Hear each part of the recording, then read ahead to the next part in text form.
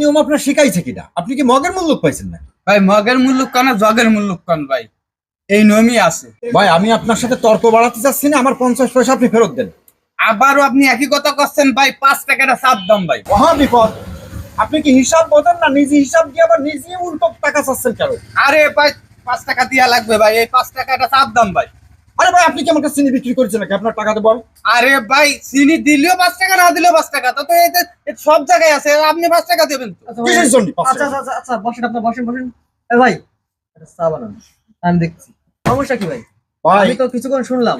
আরে ভাই আমার এটা চাপ দাম 5 টাকা, হ্যাঁ, হইলো কামারে 60 টাকা দিয়ে আরো 58। ভাই আমি ওনার কাছ থেকে এক কাপ চা খাইছি, এখন ওই চা আমি চিনি খাইনি, কারণ উনি আমার একটা হিসাব দিয়েছে, খরচের হিসাব। 1.5 টাকা খরচ হয় চিনিতে, আর 1.5 টাকা খরচ হয় পাতিতে, এই গেল 3 টাকা।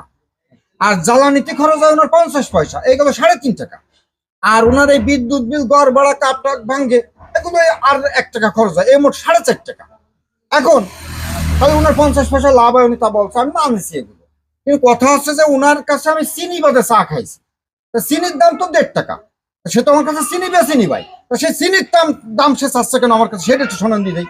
এ ভাই, উনার কথাটা ঠিকই তো আছে। উনি 4 টাকা আপনাকে দিছে, জি দেড়শো 60 টাকা। আপনার কাছে আরো 50 পয়সা পাবে আপনার হিসেবে। আপনারা কিন্তু আমার লস করাচ্ছেন ভাই। কিসের লস ভাই? আপনি তাকে তো চিনি দেন, তারপরেও তো আপনার 58 লাভ আছে। ভাই আপনি ভুল বুঝতেছেন, আপনার সাথে আমরা অবিচার করিনি, এগুলো কিন্তু আপনারা মানুষের সাথে অবিচার করতেছেন। আসলে এই টাকাটা নেবেন না, এই টাকাটা কিন্তু আপনার হারাম হবে। আপনি তো পরিশ্রম করেই খাচ্ছেন, পরিশ্রম করে চা বানাচ্ছেন, ব্যবসাটা করতেছেন। জি আমি পরিশ্রম করে খাই। হ্যাঁ, তো এইখানে যদি আপনি হারামটা নিয়ে নেন, অর্থাৎ কোনো প্রোডাক্ট আপনি দিলেন না, চিনি দিলেন না, চিনির টাকা নিচ্ছেন, শুধু শুধু ভাই হারাম খাবেন কেন? ওই এক বালতির ভিতর 1 ফুটা গরুর চানা পড়লে 1 বালতি দুধ নষ্ট হয়ে যায় যেভাবে, ঠিক তেমনি আপনার ওই 50 পয়সা 1 টাকা যাই নেন না মানুষের কাছে, লাখ টাকার মধ্যে রাখলে লাখ টাকা ধরে নষ্ট হয়ে যায়।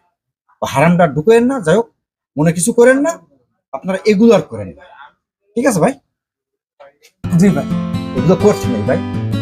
ভাই আচ্ছা ভাই, আল্লাহ আচ্ছা হাফেজ। আচ্ছা, দেখা হবে। এ ভাই, একটা চা দাও।